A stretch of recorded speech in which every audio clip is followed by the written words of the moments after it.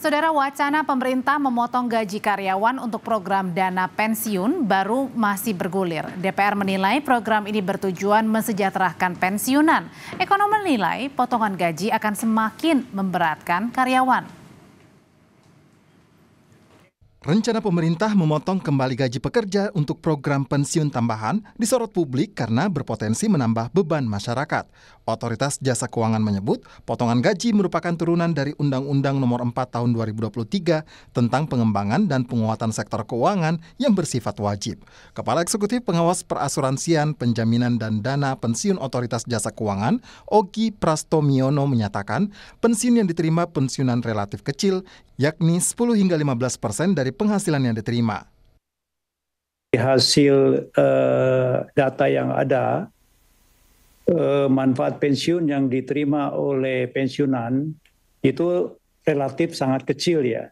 Itu hanya sekitar 10-15% dari penghasilan terakhir yang diterima pada saat aktif ya.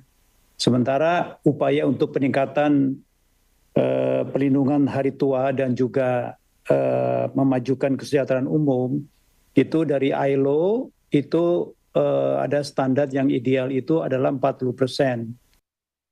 Anggota Komisi 11 DPR fraksi Partai Golkar Misbahun menyatakan potongan untuk dana pensiun tambahan bertujuan untuk mensejahterakan para pensiunan dan pengumpulannya dilakukan saat masih usia produktif. Jangan sampai kemudian ketika umur masyarakat Indonesia itu makin tua, harapan umurnya makin panjang, kemudian yang terjadi apa? Usia para lansia kita, para pensiunan kita justru di saat pensiun mereka tidak bisa mendapatkan kesejahteraan. Tapi kan kita sudah punya dua nih, ada JHT juga, ada jaminan pensiun sebelumnya. Berbeda, JHT dan jaminan pensiun itu berbeda.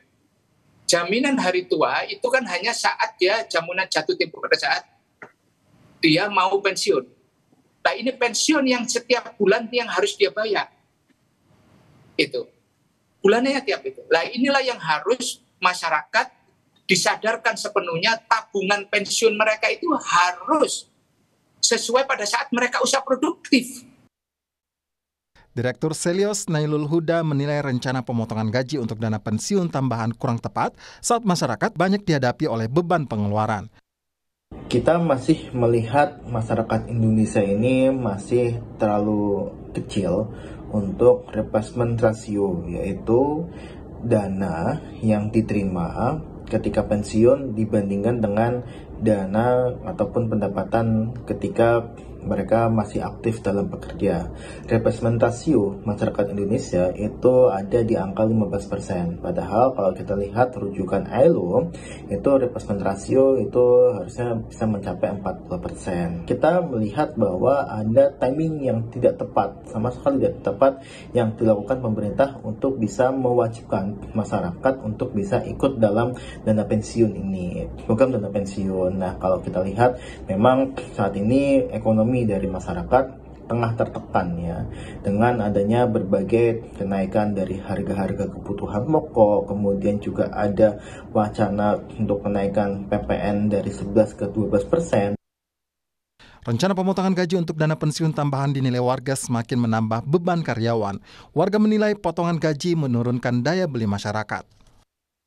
Saya nggak setuju ya, apalagi juga di BPJS Kesehatan itu udah dipotong secara 5% dan ketenaga kerjaan itu juga udah ada potongan dari BPJS yang dana pensiun dan dana hari tua juga sih. Jadi habis dong saya. Saya nggak setuju banget sih. Saya orang pertama yang nggak bakal setuju karena gimana ya?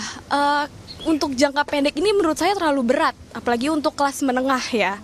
Saya sebagai yang kelas menengah itu sangat berat banget sih.